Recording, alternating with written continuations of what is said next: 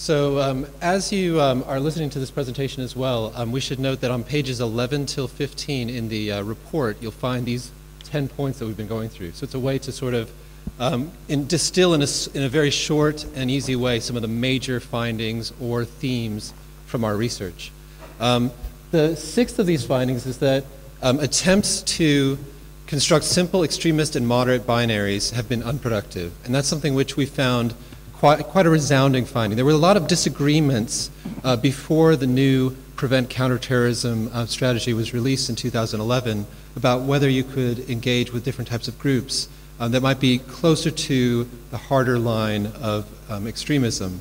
Many people within the Office of Security and Counterterrorism and other places were quite pragmatic about this.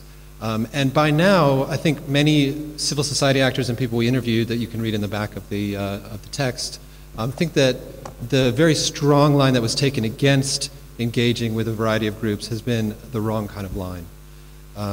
So a very good and provocative quote you've probably been able to read here is, "I just went to a meeting 2 weeks ago and the Home Office is still working with these groups. If you want to reach hardline Salafi communities, you have to work with hardline Salafi people. That's just the way it is. You're not going to reach them through cuddly Sufis." There's a sense of realpolitik to the whole thing.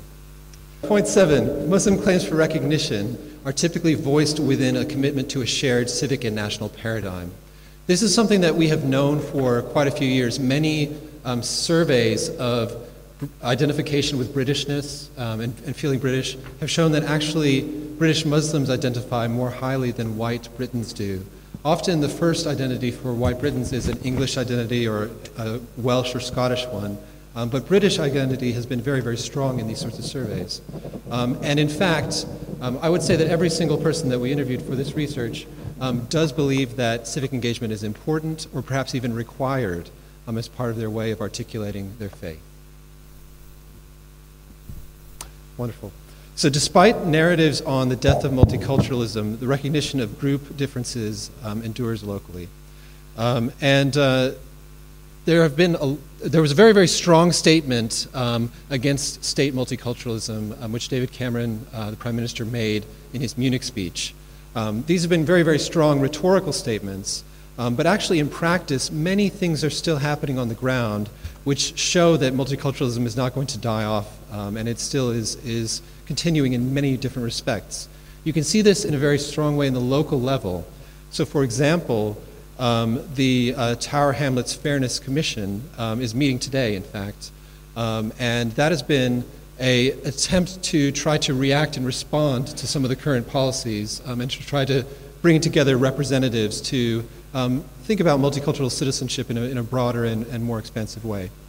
Another really important example, I think, is that with new policies like the new academies and free schools, a quarter of these schools have been faith schools, which shows that there are ways in which multiculturalism continues to grow in different respects.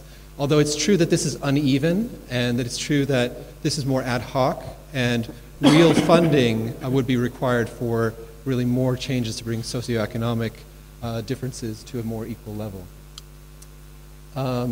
Then this one, number 9, is Muslims are not outliers, but allies with other faith actors in supporting a religious presence of governance and public life.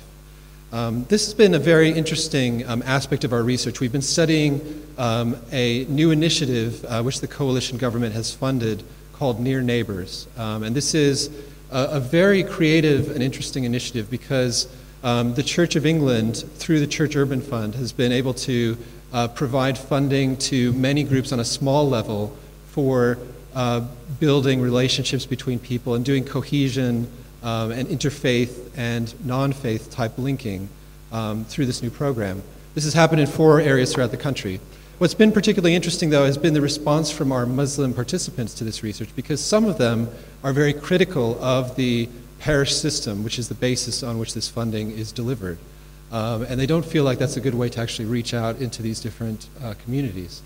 On the other hand, though, we have some respondents, which you can read about in the faith sector chapter, which have said that, that actually Christianity as a broader paradigm provides some kind of sense of acceptance, or a weak establishment of the church might be something which lets them speak within a more secular environment. So there's a set of different perspectives on this, and I hope you'll have a chance to go through and get a sense of this controversial but also quite forward-thinking at the same time sort of approach. And then number 10, there is substantial variation at a local level in state engagement with Muslims and in the implementation of key policies. Now, this is something which, as Tarek has mentioned, we studied 3 different local areas, Birmingham, Leicester, and Tower Hamlets. And the resounding finding across all sorts of things that we studied is that local variation matters a great deal. So in this local area, in Tower Hamlets, the Council of Mosques is quite an important body, and if groups choose to exempt themselves from the Council of Mosques, it's more difficult to engage with the local authority on some sorts of respects. The PREVENT agenda was delivered quite differently in different areas. Some areas really emphasized cohesion quite strongly, and others, there was more of a security-led kind of approach to the way that PREVENT was led. And these sorts of differences continue at a local level, so that even now, with the new PREVENT strategy, which is meant to be much more focused, in Leicester, for example, the St. Philip Center is an interfaith center, and it's both managing near neighbors and PREVENT at the same time, which is quite a lot to manage if you're trying to separate cohesion completely distinctly from counterterrorism. It's quite a different thing to actually manage those within the same building. So there are some differences at local level which will make it very difficult to outlay these policies which are meant to be comprehensive.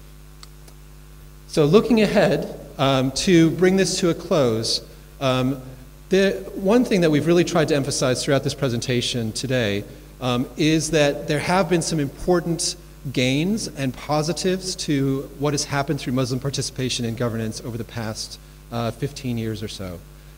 So equalities legislation has really changed in significant ways.